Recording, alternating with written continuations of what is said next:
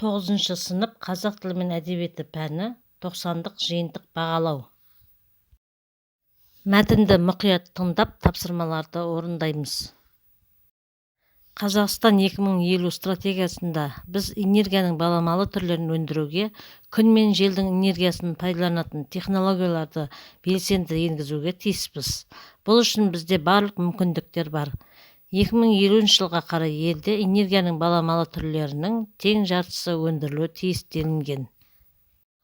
Қазіргі кезде Қазақстанда күн, жел, су энергияларын пайдалану жоғары деңгейде емес. Мамандардың есебі бойынша елімізде баламалы энергия өздерінен өндірілетін энергия жалпы энергияның 1% ғана екен. Еліміздің жер қойнауы мұнай мен көмірге, басқа да пайдалы қазбаларға бай болғандықтан біз энергия тапшылығын көріп отырған жоқпыз. Бірақ жер қойнауындағы қазбаларымызды шексіз деп айтуға болмайды. Оның экологиялық зардаптары жеке мәселе. Профессор Әжмұхан Жамалов күн энергиясын пайдалануға байланысты зерттеу жұмысына жарты ғасырға жуық өмірін арнады. Ташкент қаласында жұмыс істеп жүргенінде ол баламалы энергия көзін өндіру ісін бастады. Мәскеу қаласының мамандарымен бірігіп 1000 шаршы метрлік күн энергетикалық қондырғысын жасады.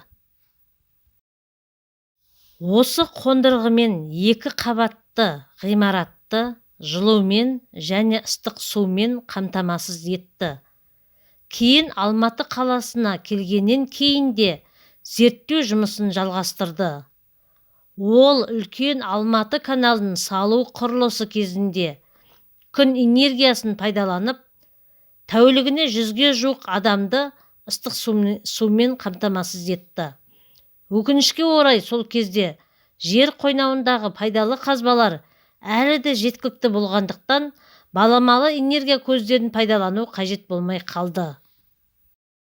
Ал 2013-2015 жылдары ол зерттеу жұмыстарының грантын жеңіп алды. Сөйтіп, шағын су электр станциясын іске қосты. Аталған қондырғы Экспо 2017 халықаралық көрмесінде шетелдік мамандар тарапынан өз бағасын алды. Ол кісі аталған қондырғыны болашақта жел турбинасы мен күн панелімен біріктіріп, әмбебап баламалы энергия көзін жасауды жоспарлап отыр. Мәтін бойынша тапсырмаларды орындаймыз. Әр дұрыс жауапқа 1 балл. Бірінші тапсырма. Мәтіндегі мәселе бойынша ғалымдардың мақсаты қандай болуы мүмкін? Әрине, баламалы энергияны күнделікті өмірге енгізу. Екінші тапсырма. Бос орындарға қажетті сөздер мен сөз тіркестерін қойыңыз. Қажетті сөздер: күн мен желдің энергиясы, мұнай мен көмірге, шағын су электр станциясын. Үшінші тапсырма. Сіздің ойыңызша стратегияда көрсетілген мақсат 2050 жылға қарай толық жүзеге асады ма? Сұраққа жауап береміз. Асады немесе аспайды деп себебін өз ойларымен жауап беруге болады. Оқылым бойынша 2 мәтін берілген. 2 мәтінді оқып, тапсырмаларды орындаймыз.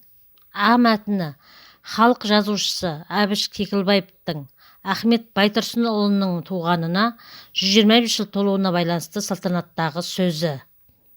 Ә мәтіні Қожа Ахметтің Алаштың асылдары өлеңінен үзінді. Берілген кестені толтырамыз. Мәтіннің стилін, жанрын, ұқсастығын, айырмашылығын табамыз. А мәтіні публистикалық стиль. Себебі қоғамдағы маңызды мәселе сөз болуда. Экспрессивті, екпінді тыңдаушыларды осы мәселеге араласуға жетелейтіндей болып құрылған. Жанры баяндама. Себебі автор белгілі бір тақырып төңірегінде ізденіп, тексерілген, зерттелген ақпаратты мақсатты аудиторияға жеткізеді. Ә мәтіні көркем әдебиет стилі. Себебі адамның көңіл күйін, сезімін оятады. Көркемдік тәрбие береді. Сөз мәдениетін ұштайды. Образды беріледі. Жанры өлең. Себебі лирикалық кейіпкердің сезімін, ойын өлең шумақтар арқылы құрылады.